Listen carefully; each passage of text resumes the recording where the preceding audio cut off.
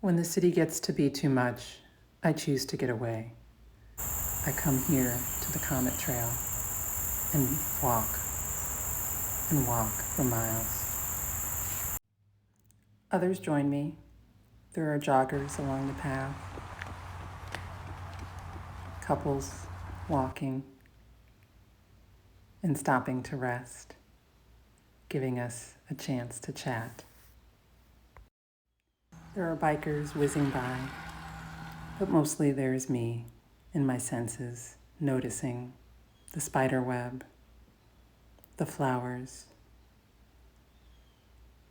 the insect companions who are also hard at work in this environment. And there is medicine here, like this pokeweed. And there is just the general medicine of being here, being at peace, not having to do, but just having to be. And sooner rather than later, the walk is coming to an end. A few last noticings, lichens, rock formations, and again, the noise of the city, which had receded, coming back.